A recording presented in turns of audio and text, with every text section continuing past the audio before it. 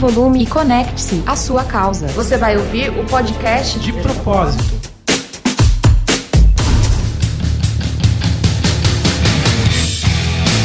Fala pessoal, está começando mais um podcast de propósito e aqui, como você já sabe, o propósito e a causa são os protagonistas do conteúdo.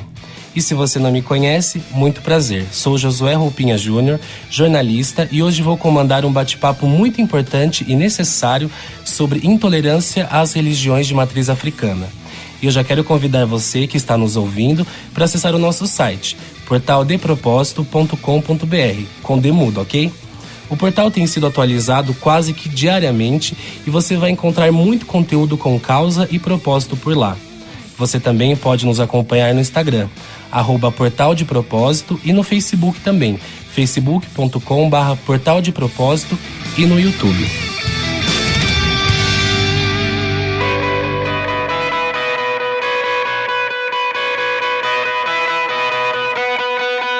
Legal, já quero agradecer os nossos convidados aqui, super especiais. Agradeço de coração por vocês estarem aqui, terem se deslocado, saído da casa de vocês, para a gente poder trilhar um pouco esse caminho sobre o pensar a questão religiosa, sobre pensar a questão do racismo estrutural que a gente vive na nossa sociedade. Primeiro eu quero apresentar o nosso Babalorixá Panangô, posso chamar assim? Pode. É mais conhecido como Paia Panangô de Obaluayê. Isso. É isso? E o Paia Panangô de Obaluayê chegou em Campinas em 1987 e foi iniciado no candomblé em agosto de 1994.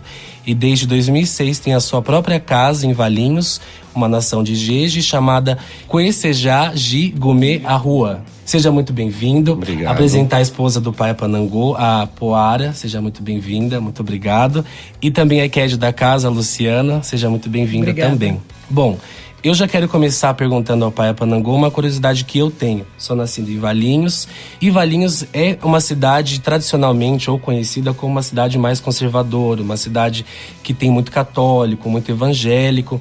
Nesse sentido, como que é você tocar uma casa de candomblé numa cidade como essa, sabendo todos os casos que a gente tem vivido de intolerância religiosa? E antes disso, só dar uma breve introdução sobre o que é o candomblé. Porque pode ter muita gente que esteja nos ouvindo agora e que, por incrível que pareça, talvez nunca tenha tido um contato, né, com a religião de matriz africana. Primeiramente, boa noite.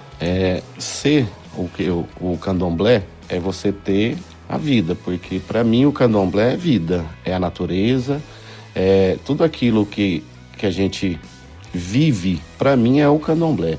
O candomblé nada mais é do que um culto que a gente cultua a vida, a água, o fogo, o ar, enfim.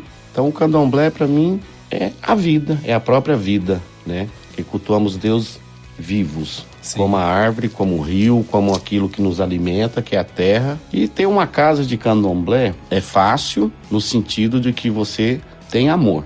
Difícil no sentido de que você tem responsabilidades, você carrega vários caminhos na sua direção, dirigindo uma casa, que o racismo, o preconceito, parte de uma situação que nós estamos vivendo aí há milhares de anos, né? Sim.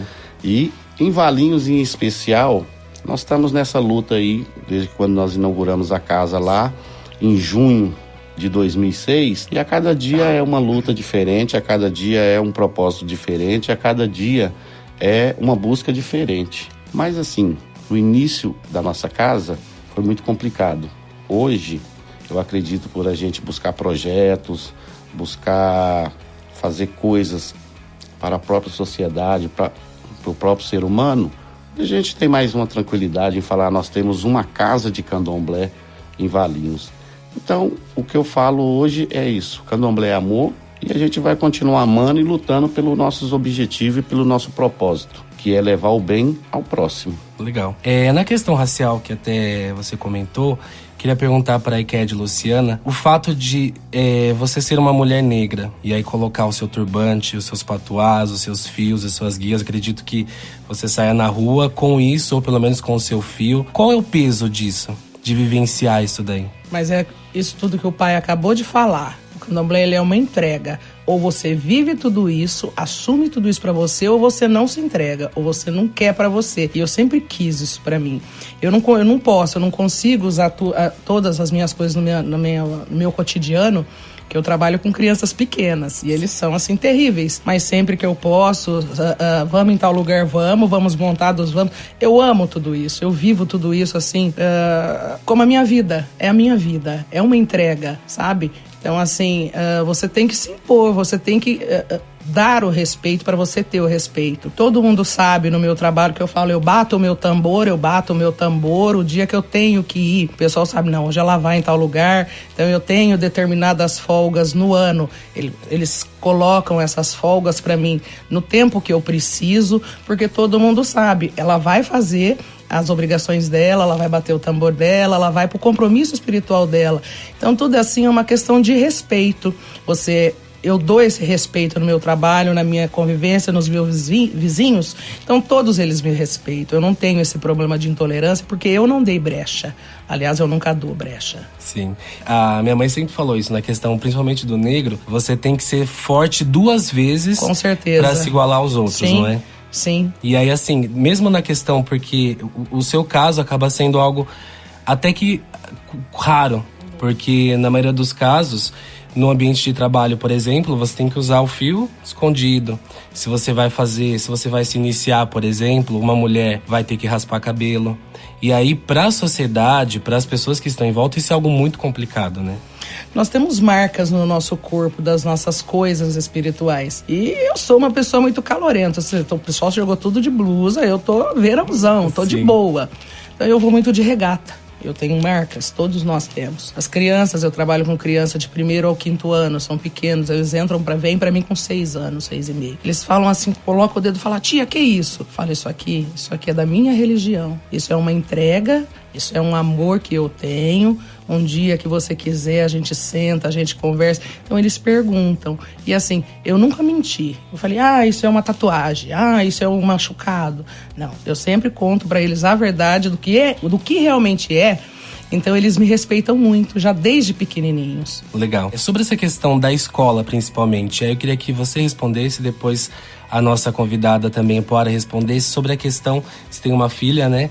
Sobre a questão de ensino religioso nas escolas. Na sua visão, é correto, desde que ensine todas as religiões, ou isso é algo que deve ser tratado em casa? Olha, esse é um assunto assim bem complicado, porque assim, na minha escola, eu vou falar do meu local de trabalho em particular. Lá nós temos evangélicos de todas as igrejas, de todas as congregações, nós temos espíritas, nós temos os ateus. Eu digo nós temos no sentido de professor, nós temos 32 professores de sala, ponto, vamos falar dos 32. E cada um ele segue uma linha religiosa, entendeu?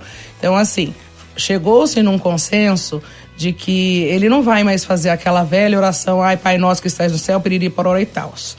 O outro não vai fazer um louvor na sala dele porque ele é um evangélico, um adventista, sim, um sei lá o quê. Entendeu? Então chegou-se ao consenso que eles vão entrar, eles vão agradecer ao Deus, cada um agradece ao seu Deus sem um determinado nome e acabou. Você entendeu? Porque é complicado eu querer fazer uma oração da minha fé para você que é um evangélico. Então nós chegamos nesse consenso. E eu acredito que deveria ser assim em todas as escolas, né? Por exemplo, na minha já não tem mais lá os crucifixos que existiam, já não tem mais, já tirou tudo isso. Até porque se você tem o direito de se colocar um crucifixo, exatamente, você pode colocar exatamente, um Exu ali, exatamente. Guia, então você pode falar da sua sim, fé dentro de um local como uma escola, eu posso falar da minha, eu posso propagar a minha fé. Sim. Né? Direitos iguais, né? Com certeza. A sua visão é a mesma? A minha visão é a mesma, assim. Eu também tenho uma filha pequena. Também a gente sempre optou em colocar ela em escola que não fosse de uma educação religiosa, embora tenha muitas, né? Mas você não vê uma educação religiosa espírita. São poucas. Ele me chamou muita atenção uma coisa que você falou pra Luciana agora. Assim, você é uma pessoa negra, coloca o seu turbante e bate o seu tambor. É muito mais fácil você estar dentro da matriz africana sendo um negro. Agora, sendo uma branquinha de olho azul é mais difícil. E a gente não quer ser tolerado. Eu não quero mais a palavra tolerado. Nós não precisamos mais respeito, ser tolerados. Né? A gente está e vai continuar, e ponto. Do mesmo jeito que o católico, do mesmo jeito que um presbiteriano e assim por diante. Então, todo mundo que olha um negro na rua, ele fala, é macumbeiro. Mas a branquinha do olho azul, ela nunca vai ser. Você é espírita, é macumbeira? Não, você é muito branquinha. Você não pesa 120 quilos, você não é uma senhora gorda, negra com um turbante na cabeça. Então você não tem o arquétipo de uma macumbeira. Então existe o preconceito dos dois lados. Não, eu só tô concordando. Sim, que é sim. bem tudo isso mesmo. E ninguém fala. Eu falo, minha filha, sim. minha filha é feita, ela tem 7 anos de idade, ela já é confirmada. Você fez isso com a sua filha? Eu não acredito, mas por que você não deixou ela crescer? Pra ela escolher o que ela quer. Coloca a sua fé em xeque pelo seu arquétipo. Exatamente. Né? Só que o católico, ele pode ser batizado desde quando ele nasceu. E o pai e a mãe escolhem um padrinho, uma madrinha, que geralmente a criança nem tem nem contato lá na frente. E a mesma coisa o evangélico. Sim. E por que a gente não pode fazer isso com os nossos? E você falou uma coisa muito interessante, que é o fato de... O negro pode ser negro dentro do candomblé. Assim como a mulher pode ser mulher dentro do candomblé. E assim, a impressão que eu tenho é que, principalmente nas religiões de matriz africana, são as religiões de acolhimento. Então você vê muitas casas com muitos LGBTs, por exemplo. Isso. Porque orixá não vê orientação sexual. Não tá na escritura sagrada a orientação sexual da pessoa pra ela ser filho de Oxalá ou filho de Exu. Exatamente. Não é? O mesmo fato de uma mulher branca estar lá, uma mulher negra estar lá. Você está lá pelo orixá. Você não está lá porque você não entrou no padrão da família tradicional brasileira, que é o pai, a mãe, os filhos, e acabou. Você tem uma diversidade muito, muito grande. E a gente não quer mudar ninguém, né? E Sim, por isso que eu exato. digo que o candomblé, a religião de matriz africana é amor. Porque se você tem amor, você vai acolher, né? Então, eu não vou apontar você porque você é negro, eu não vou apontar ela porque ela é branca, eu não vou apontar ele porque está usando uma calça preta. Simplesmente a gente vai acolher. Mas, infelizmente, o que a gente vive é essa realidade. Então, assim, é muito mais fácil eu falar mal do que aquilo, do que eu não conheço, do que eu me propor a conhecer para depois falar. Sim, então, o problema é só conhecimento. esse, que é o que falta é isso. Foi o que a Poara disse. Nós temos a nossa filha, hoje com 7 anos, mas já iniciada. E nunca ninguém vai imaginar que uma criança branca seria iniciada numa Branquinho, religião de do olho azul, candomblé. nossa, mas ele de é matriz santo. africana, né? Macumbeira? Então, né? e assim, hoje, eu pergunto, você pode perguntar, o que você sente pela sua religião? Ela vai responder pra você, amor. Porque ela faz questão de ter a roupa dela, ela faz questão de ter... se preparar para seguir a religião dela. Então foi o que ela falou, se o católico pode batizar, se o evangélico pode batizar os seus membros na sua igreja, por que não podemos nós? E acolher. E isso que eu digo sempre, quando a gente tem a oportunidade de falar, eu falo, pessoal, a minha casa está aberta. Minha casa está aberta, pode vir conhecer, queira participar, para depois você chegar e falar assim, não é o que eu sinto ou é o que eu sinto. Por isso que a Luciana falou, é uma entrega, né? É uma entrega e ela precisa de conhecimento, principalmente, né? Tanto para você ter a responsabilidade no pós-entrega, falar assim, olha, eu vou seguir. Só que quando você fala, eu vou seguir uma religião de matriz africana, principalmente acho que no Brasil, na realidade que a gente vive hoje, é uma responsabilidade gigantesca. Porque você não é só a Luciana, você é a Luciana do Candomblé. Você não é só a Poara, você é a Poara do Candomblé. Você não é só o Pai Panangô, você é o Pai Panangô do Candomblé. E aí qualquer atitude que você tenha, que você faça, vai ser cobrado, vai ser taxado em cima da sua religião. Não vai ser em cima da pessoa, do que você é. Sobre essa questão que você falou sobre o Candomblé, sobre a entrega, você sente alguma diferença no trato com relação à Umbanda? Porque ela foi uma religião historicamente sincretizada. Então, ela surgiu a partir até mesmo da necessidade de você esconder a realidade do orixá e colocá-lo como um santo católico. E hoje em dia ela acaba sendo vista como, a gente sempre ouve, o fulano é não Umbanda, não é candomblé, então tá tudo bem. Como que é ouvir isso daí? Como que é? Qual é a sua visão sobre isso? Principalmente em Valinhos. Principalmente em Valinhos. É o que eu acabei de dizer para você, que infelizmente o preconceito não está lá fora. Ele está dentro da religião. Porque assim, como você fala de Umbanda, eu toco a minha Umbanda. Porque na verdade eu me iniciei na Umbanda. Hoje a diferença é exatamente essa. Ele tudo bem, porque ele pode colocar a roupa branca dele, mas ele toca Umbanda. Mas por que você não aceita o candomblé? Ah, porque o candomblé mata bicho, né? Porque vocês matam bicho, porque vocês fazem a entrega, porque isso, porque aquilo. E a Umbanda, eu acredito que é o mesmo caminho. Então, assim, você vive o preconceito de que o Hélio é do candomblé, mas o outro, babalaô, babalorixá, o zelador, é da Umbanda. Então, muitos, isso eu vivo em Valinhos e posso te afirmar. Muitos falam assim, não vai lá na casa do Hélio, não, porque lá é um terreiro de candomblé. Vai na casa do outro senhor, do outro pai de santo, porque lá é só Umbanda, você entendeu? Então, o preconceito já começa aí. A gente nunca ouve o contrário, né, Poara? Às vezes é muito raro você ouvir do candomblé, olha, não vá na Umbanda. Até porque a gente trabalha, quem é do candomblé, usa entidade, trabalha com entidade. Agora, acaba acontecendo, infelizmente, que eu acho que é algo que a gente deve conscientizar as pessoas, principalmente da Umbanda, é que o candomblé não é ruim. Então, se alguém chegar no terreiro de Umbanda e falar, eu quero ir pro candomblé, o que eu faço? Incentive, faça a pessoa conhecer primeiro, para depois ela ter as suas percepções, porque ninguém é obrigado a aceitar uma religião. Eu posso chegar no terreiro de candomblé e falar, não gosto. Assim como eu posso chegar na evangélica e falar que não gosto. Eu só não posso fazer daquilo um discurso de ódio. Exato. Mas é o que eu falo para você, que em vez de juntarem, pessoal, espalham. O que acontece? Hoje a gente poderia estar em um projeto legal, unindo a Umbanda, o candomblé, até mesmo o kardecismo, que são religiões espíritas, são religiões de caminhos espirituais, né? Mas não, o segmento é assim, você é do candomblé, você vai ter contato só com pessoas do candomblé. Você é da Umbanda, você tem que ter contato. Não, acredito que a gente tem que se unir. Aliás, pra gente vencer essa batalha, o que precisa é isso, é união. Com certeza. Entendeu? Com certeza. E o amor não é imposto, ele é sentido. Então não adianta você falar assim, olha, você não vai no terreiro de Umbanda se eu gosto de ir no terreiro de Umbanda. Você não vai lá no terreiro do Hélio porque é candomblé, mas se o meu coração tá pedindo que é aquele terreiro, ou aquele local, ou aquele segmento que eu quero. Então ele é sentido, ele não é imposto. Sim. Então o que falta é isso, é união. Acaba gerando certos... Essa é uma discussão bem complicada. Extensa, Porque formam-se os guetos. Os guetos, na verdade, eles acabam se tornando uma questão de resistência. Então, pelo fato de não acontecer essa união, então, peraí. Então, já que, por exemplo, o pessoal do candomblé não tem o apoio de outras religiões, do kardecismo ou da Umbanda, ou o contrário, vamos nos fortalecer e nos mantermos preservados, ao invés de tentar fazer diferente, de tentar juntar. Mas acho que isso acaba acontecendo mais por uma questão de resistência, né? Mais por uma questão de não enfrentamento Eu acredito que seja o medo do conhecer. Sim. Você entendeu?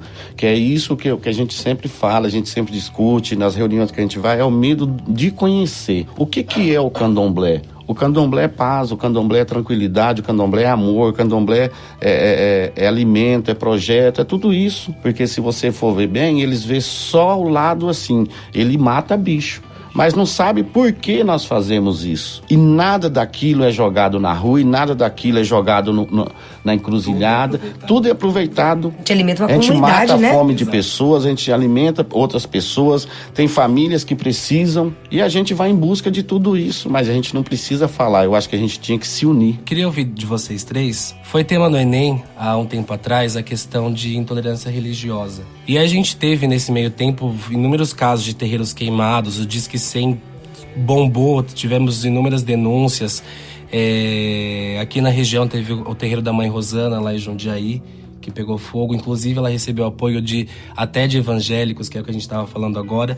Mas eu queria ouvir de vocês três como é você ouvir que tem pessoas colocando fogo em orixás, ateando fogo em orixá, fazendo com que as pessoas fechem as suas casas, traficantes chegando nos morros e pedindo para os pais e mães de santo destruírem os assentamentos de orixás.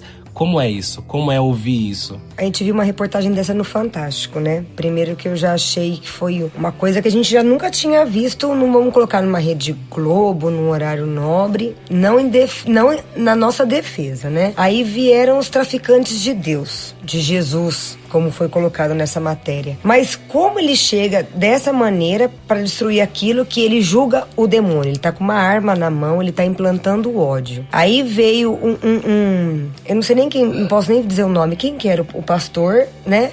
Dizendo que isso ele não implanta dentro da igreja dele. Ele faz o culto dele, não implantando o ódio e nem a destruição dos demais templos e assim seja. O sentimento que a gente tem ao ver tudo isso, assim, é de extrema tristeza.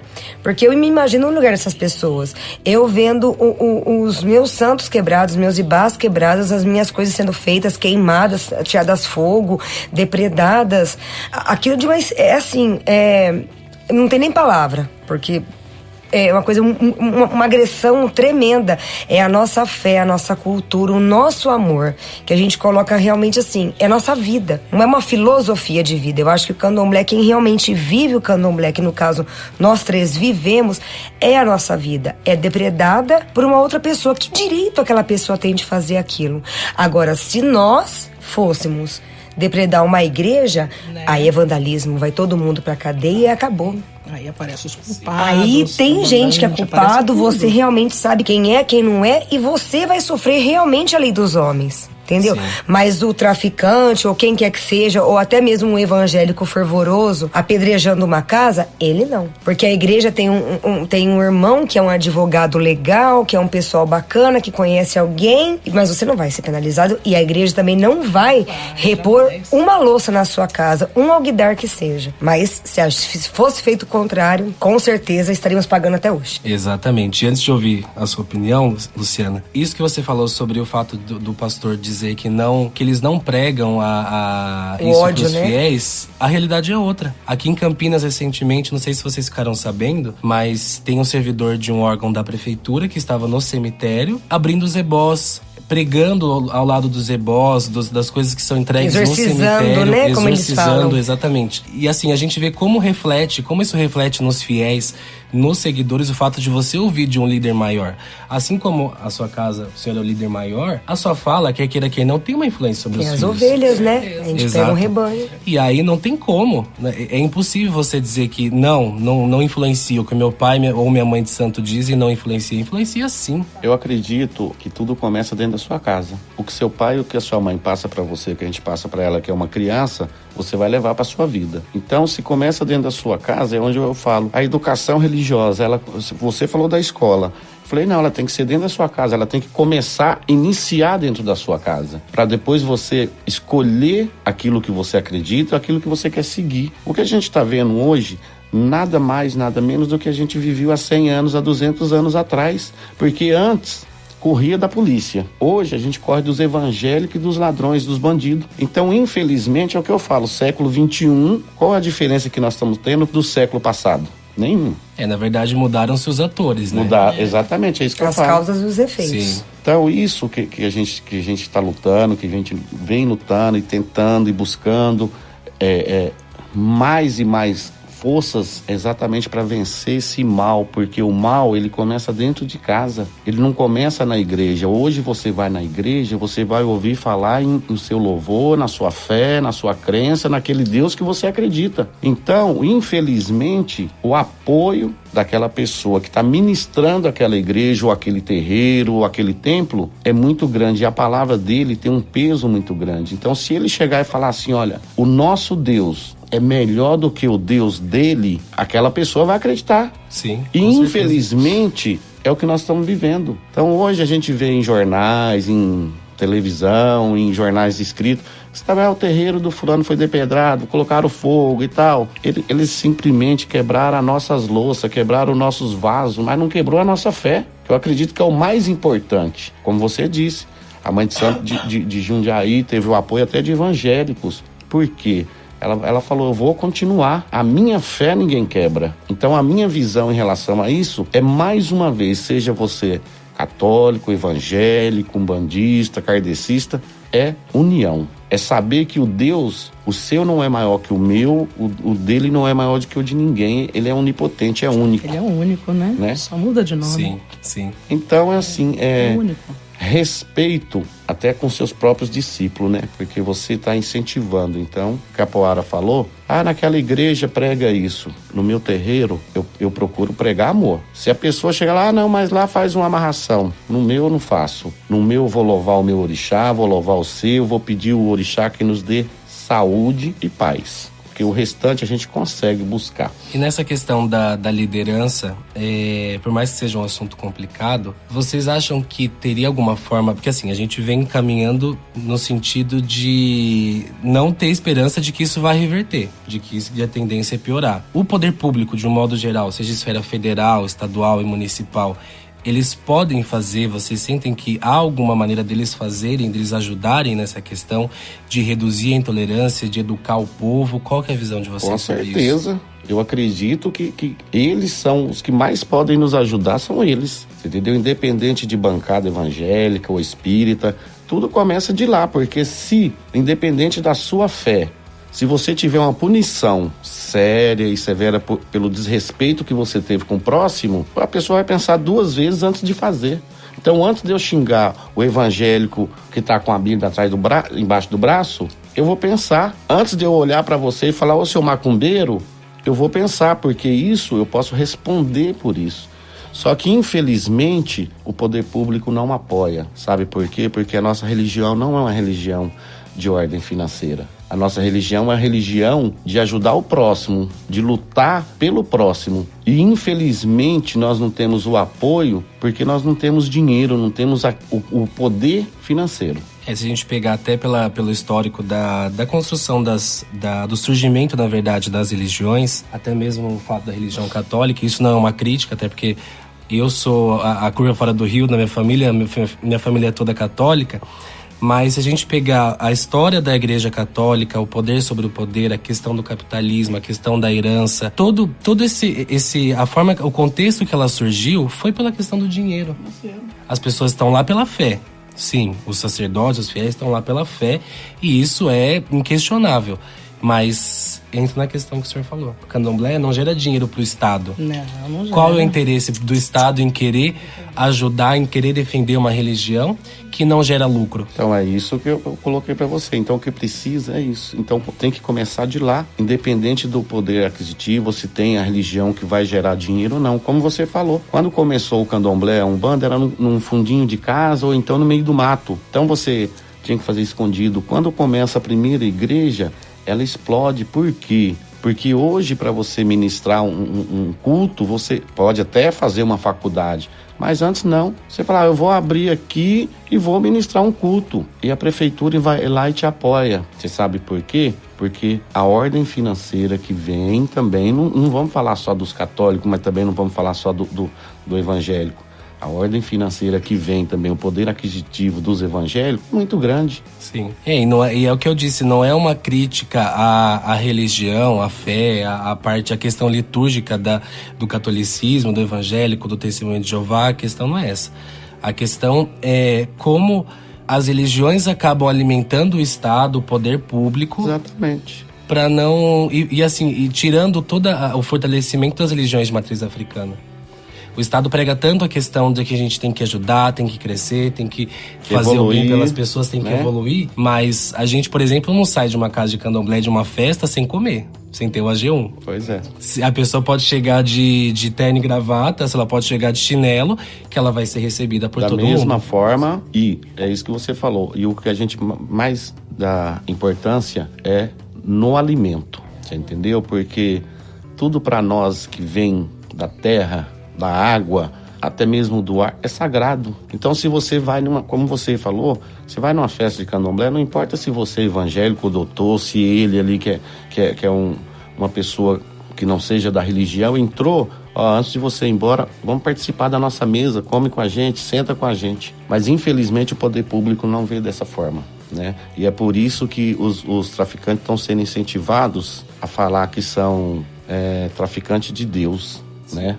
Mas eles são apoiados para fazerem isso. Ninguém, não Claro não são, surge do nada, né? Não vem do nada, Sim. vou lá depedrar aquele terreiro. Não. E hoje é muito, que eu falo, do século XXI é muito triste você ver isso, não pode colocar sua roupa branca no varal, porque vai vir alguém ali ou vai colocar fogo nela ou vai atirar em você. Sim. A gente volta de novo nessa questão do alimento sagrado, do que é sagrado pra gente. A alimentação é sagrada, os bichos são sagrados, tudo que envolve as religiões de matriz africana, seja a Umbanda ou o Candomblé, os patuás, as imagens, a questão da comida, isso é sagrado pra gente. E aí o fato de você vê discussões na internet sobre e contra o abate religioso, algumas leis municipais que surgem querendo proibir, por exemplo, você fazer entrega em cemitério, ou, enfim, isso é algo que vai muito mais além da questão do poder público.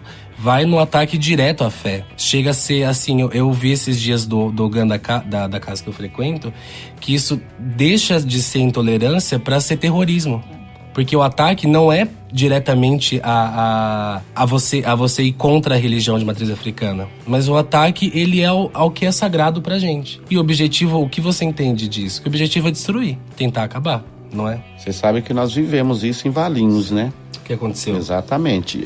Porque um vereador, não posso não recordar o nome agora, mas aprovou uma lei de abate de animais, que não podia abater mais animais em Valinhos. Bom, o que eu acredito, pode não ser de meu conhecimento, a única casa de candomblé em Valinhos é a minha, tá? Que é no Jardim São Luís. Todo mundo já conhece, a maioria do pessoal já conhece. Por quê? Porque na época a vigilância passava na porta da minha casa, os evangélicos colocaram no Facebook que ia apedrejar minha casa, eu tive que colocar segurança na porta da minha casa, eu tive que colocar câmeras de segurança na porta da minha casa, porque minha esposa ia sair, minha filha ia sair para a escola, ou algum fiel da minha casa saindo poderia ser atacado. Então você vive isso, a palavra que o Ogan falou, exatamente isso, é terrorismo, porque a gente não dormia imaginando o que eles iriam lá fazer, e foi dito no Facebook, olha, eu sei aonde é a casa, vou divulgar para vocês ir lá e atacar, entendeu? É a questão da causa e efeito que a gente falou, né? Exatamente.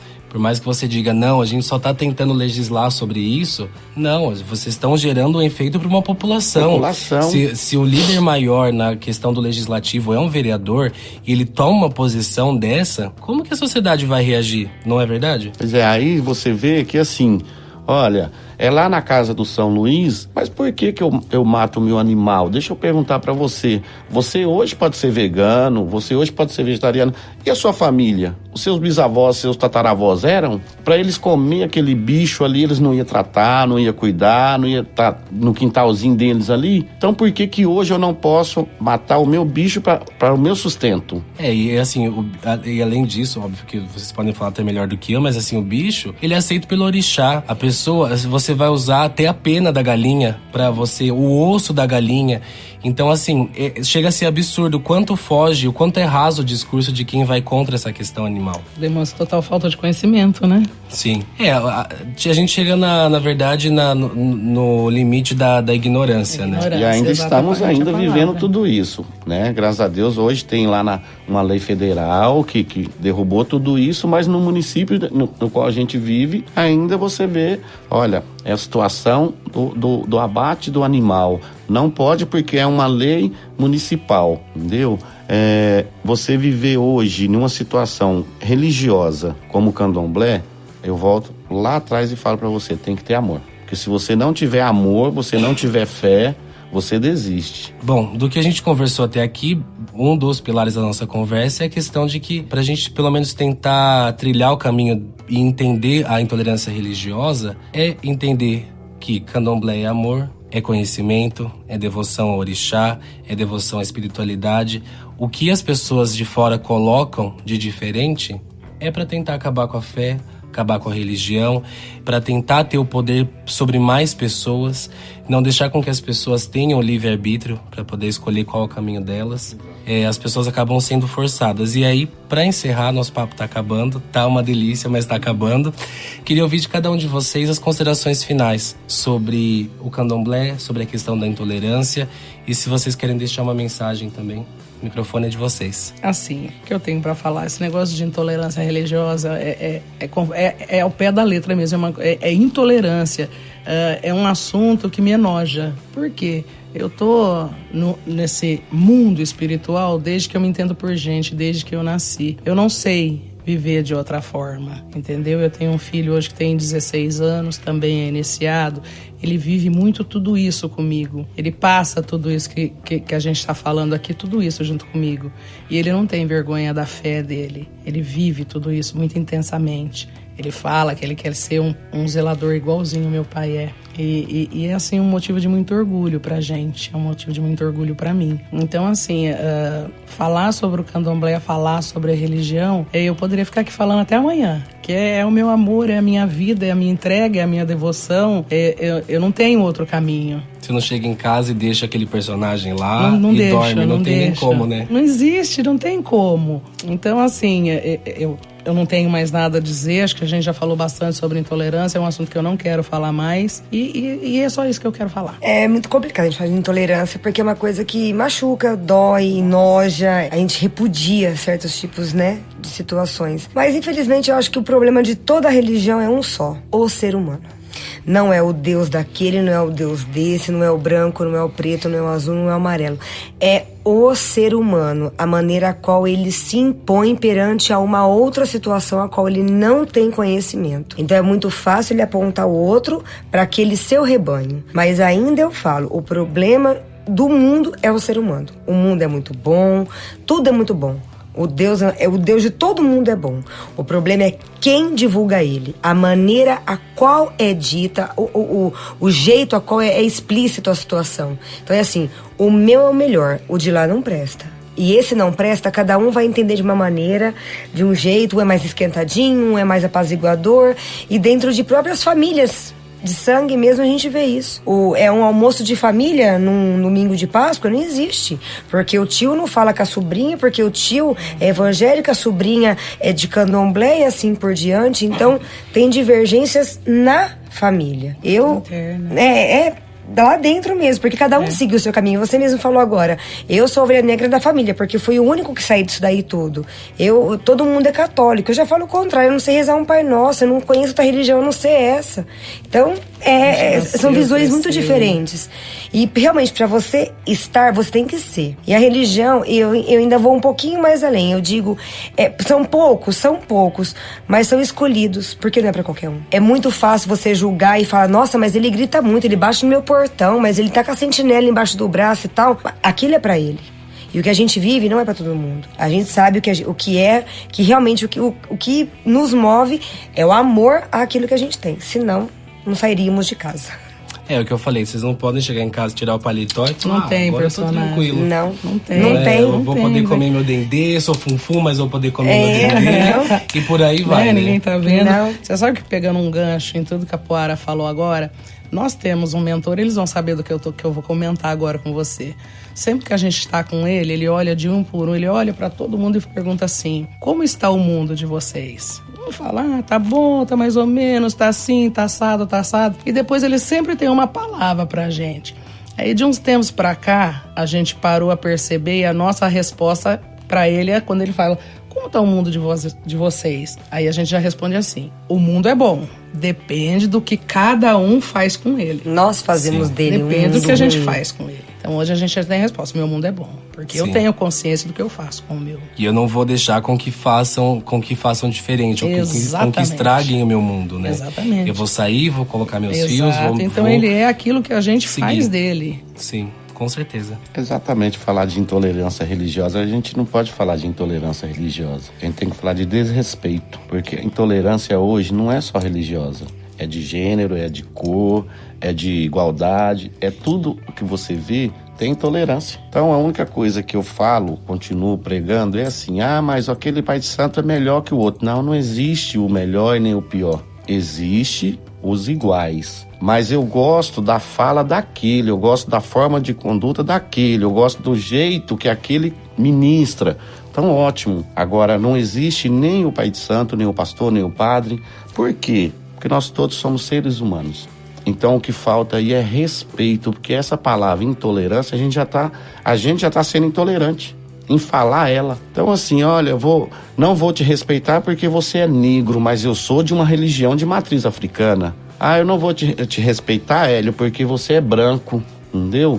Então, o que eu peço, independente de religiões, é que o ser humano, que as pessoas se conscientizem, o pessoal que está ouvindo você, que vai ouvir você, que acompanha você, que reflita um pouco mais, dentro de qualquer religião, dentro de qualquer dogma, dentro de qualquer caminho, dentro de qualquer gênero, reflita um pouco mais. E é uma coisa que o candomblé, que é a religião de matriz africana, não só o candomblé como a Umbanda, prega exatamente isso. Do pó nós viemos, ao pó nós voltaremos. O que nós vamos levar daqui é o que nós somos. Então todos os dias eu agradeço ao meu Vodum, ao meu orixá, e peço que o Baloaê dê vida e saúde a todos. Não peço dinheiro, porque se eu tiver dinheiro eu tiver que gastar com a minha saúde. Então eu peço ao meu Vodum que me dê saúde, dê paz e tranquilidade à minha família, ao pessoal que segue a minha casa, aos meus amigos.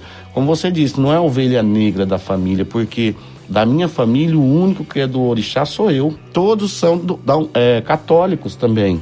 Só que hoje todos seguem indiretamente a minha religião, porque na hora que nós mais precisamos, eu recorri ao meu Deus. Você entendeu? Então o que eu peço pro pessoal é isso. Antes de apontar o dedo, antes de jogar a pedra, antes de criticar, pensa, observa, vão conhecer, independente de religiões ou de pessoas, vão conhecer para depois falar, entendeu? Então hoje eu agradeço você pelo convite, a minha esposa, a Dona Epoara, a Luciana, a Iked, a minha filha tá aqui, e falo para você assim, não quero continuar uma luta contra a intolerância. Eu quero continuar uma luta a favor do bem, a favor daquilo que a gente acredita. Então essa luta nós vamos continuar, fazendo nossos projetos, ajudando a quem precisa, não precisamos divulgar nomes, não precisamos fazer nada disso, porque o orixá não é isso, entendeu? Não vou fazer um grande evento, como a gente participa da lavagem da escadaria, como a gente participa da festa do Ogum, só que nós não vamos fazer grandes eventos e ver pessoas passando fome. Então vamos fazer grandes eventos para ajudar quem tem fome e quem tem frio, e pregar realmente aquilo que nós somos. Nós somos seres humanos.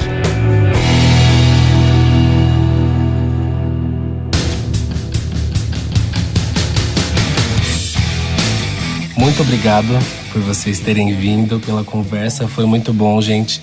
Eu acho que a mensagem é essa, da gente passar a entender o próximo, a respeitar o próximo, a saber que o amor e o que a religiosidade coloca pra gente é muito mais importante do que a instituição religião. É ela que acaba tirando tudo aquilo que é de bom pra gente. Eu acho que o ser humano, meu pai sempre falou pra mim, o ser humano não vive sem fé, independente de qual ela seja. E eu acho que essa mensagem pode ficar pra todo mundo que está nos ouvindo. Quero lembrar também que você que está nos acompanhando pode enviar uma sugestão de tema, contar a sua história pelo colabore@portaldepropósito.com.br. E novamente, não deixem de acessar o nosso portal. A gente se fala muito em breve.